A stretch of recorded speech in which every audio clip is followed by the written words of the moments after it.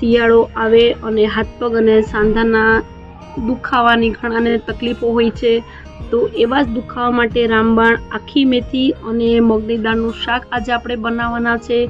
ઔષધીય ગુણોથી ભરપૂર આ મેથી શિયાળામાં ખાવી ખૂબ જ સારી છે। તો ચાલો ફ્રેન્ડ્સ, આપણે રેસીપી સ્ટાર્ટ કરી દઈએ। મેથી મગની દાળ આપણે મિક્સ બનાવવાની છે, તો ઇન્ગ્રેડિયન્ટ્સ આપણે ચેક કરી લઈએ। તો આ મેથી લીધી છે, અડધો કપ મેથી હતી, જેને આપણે 7-8 કલાક પહેલા વ્યવસ્થિત ધોઈને પલાળી હતી। તો પલળ્યા પછી 7-8 કલાક પછી પોણોથી 1 કપ થઈ જાય છે। તો આ મેથી છે સેમ ટુ સેમ એ જ પ્રમાણમાં આપણે મગની દાળ લીધી છે, ફોતરા વગરની, એને પણ આપણે 7-8 કલાક પહેલા ધોઈને પલાળી હતી। બે આપણે સરખા પ્રમાણમાં લીધું છે। એના પછી વઘાર માટે લસણ લીધું છે, મસાલામાં કાશ્મીરી મરચું છે 1.5 ચમચી ભરીને, 5 ચમચી હળદર છે, સ્વાદ પ્રમાણે મીઠું છે, ગાર્નિશિંગ માટે આપણે કોથમીર લીધી છે અને વઘાર માટે આપણે જરૂરિયાત પ્રમાણે તેલ લેવાનું છે। આટલા ઇન્ગ્રેડિયન્ટ્સમાંથી આપણે મેથી મગની દાળ મિક્સ બનાવવાની છે। મેથી આપણા શરીર માટે ખૂબ જ સારી હોય છે। કમરના દુખાવા હોય કે કોઈ પણ જાતની કળતર શરીરમાં હોય તો મેથી આમે લુખી ખાવી પણ સારી છે। તો આજે આપણે આ મેથીનું શાક બનાવશું, મેથી મગની દાળનું શાક।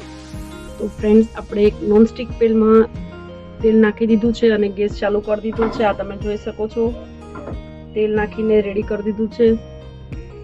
લગભગ 5 ચમચી તેલ નાખ્યું છે, કેમ કે મગની દાળ છે એ તેલ એબ્ઝોર્બ કરે છે, એટલે 5 થી 6 ચમચી મોટી ભરીને તેલ નાખ્યું છે। આપણું તેલ થોડુંક થઈ ગયું છે એટલે અંદર આપણે લસણ એડ કરી દઈશું, કાપેલું, બારીક કાપેલું લસણ છે। લસણ તતડે એટલે આપણે મગની દાળ એડ કરવાની છે, પણ પાણી કાઢીને આપણે એડ કરશું।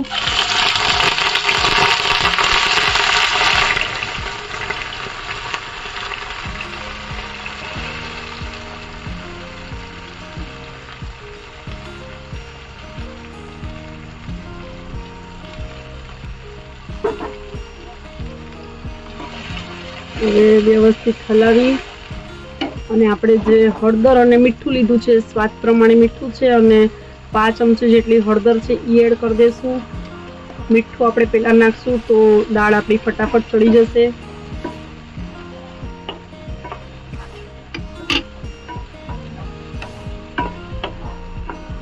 મેથી થોડી કરીને નાખશું, કેમ કે મગની દાળને ચડતા વાર લાગે છે અને મેથી તો ઓલરેડી પલળ્યા પછી એકદમ જ સોફ્ટ થઈ જાય છે।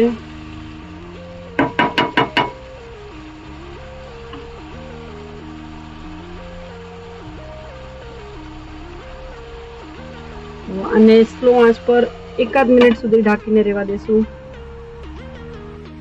1 મિનિટ થઈ ગઈ છે, હવે આપણે ચેક કરી લઈએ।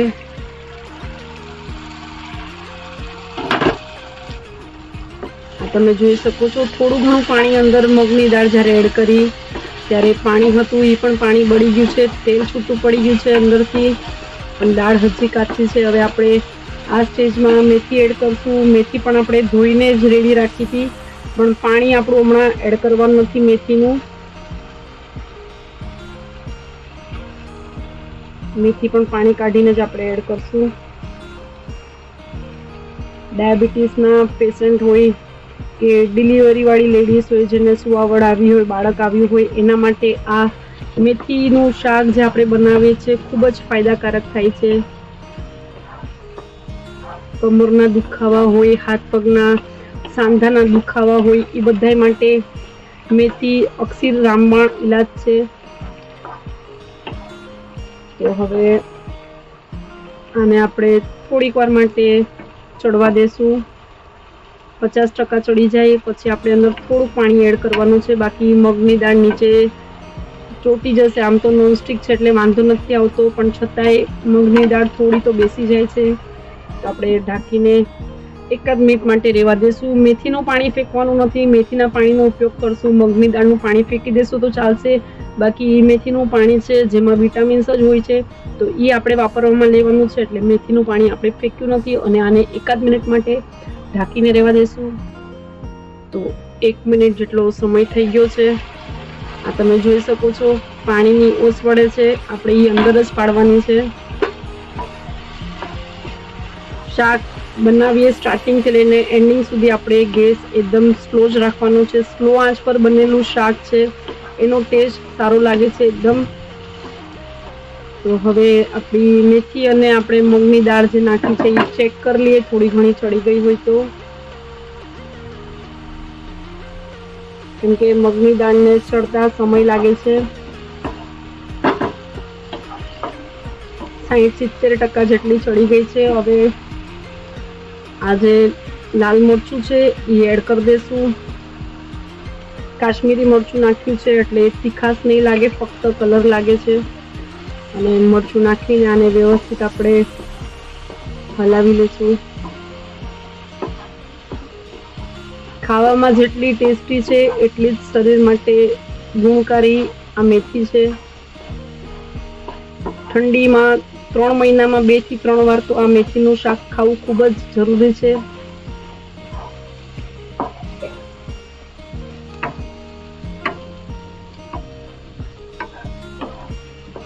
તમે જોઈ શકો છો પાણી બધું જ એબ્ઝોર્બ થઈ ગયું છે. હવે આપણે અંદર થોડુંક પાણી નાખશું, પણ જરાક જે મરચું નાખ્યું છે એ જરા મેથીમાં વ્યવસ્થિત ભળી જાય, મેથી અને મગની દાળમાં.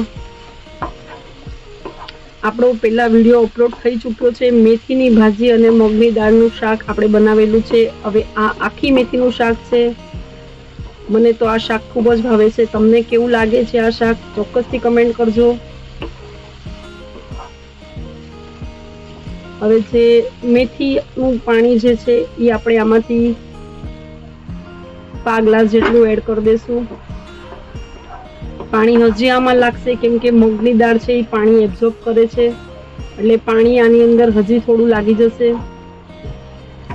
આપણે બહુ રસાવાળું શાક નથી બનાવવાનું, લચકા જેવું બનાવવાનું છે પરોઠામાં ખાવા માટે.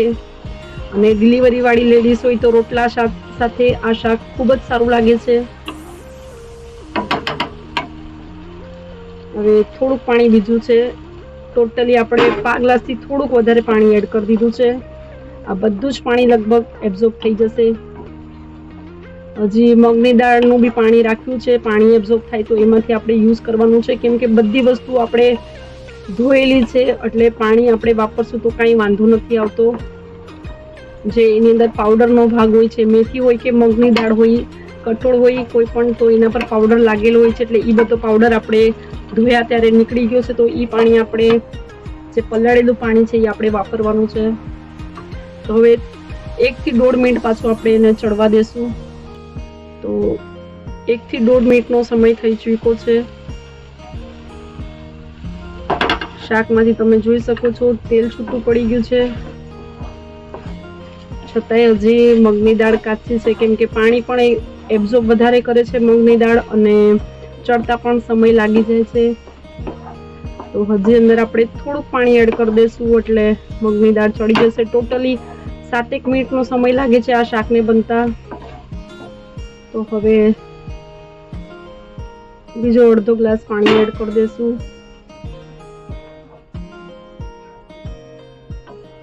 હવે સ્લો આંચ પર હવે 1.5 મિનિટ સુધી આપણે એને ચડવા દેશું. મેથી સમય નથી લેતી, મગની દાળને સમય લાગી જાય છે.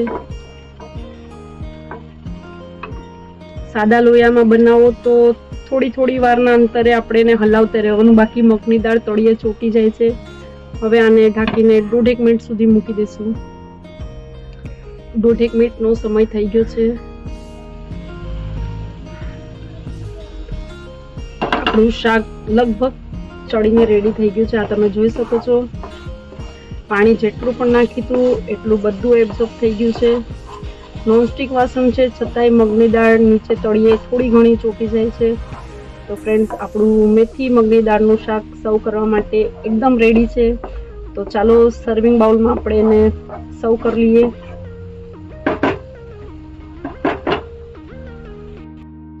તો ફ્રેન્ડ્સ, આપણે એક સર્વિંગ બાઉલ લઈ લીધું છે, એમાં આપણે આ શાક સર્વ કરી લેશું. તમારે રસો રાખવો હોય, થોડો ઘણો ગ્રેવી રાખવી હોય તો પણ ચાલે છે, પણ મને આવી રીતના સૂકું જ ભાવે છે. તો ફ્રેન્ડ્સ, આપણે એને સર્વિંગ બાઉલમાં સર્વ કરી લે.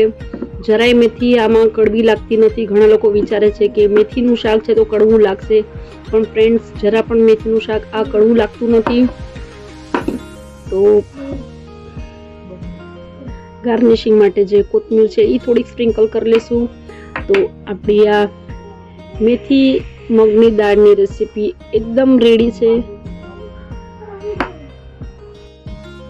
તો ફ્રેન્ડ, સ્વાસ્થ્યવર્ધક આખી મેથી અને મગની દાળનું શાક આપણું એકદમ રેડી થઈ ગયું છે. તો તમને આ રેસીપી કેવી લાગી ચોક્કસથી કમેન્ટ કરજો. અને મારી ચેનલમાં નવા હોય તો ચેનલને સબસ્ક્રાઈબ કરજો, સાથે જ બેલ નોટિફિકેશનને ક્લિક કરજો, જેથી આવવાવાળી મારી બધી જ રેસીપીની નોટિફિકેશન તમને મળતી રહે. Thank you friends.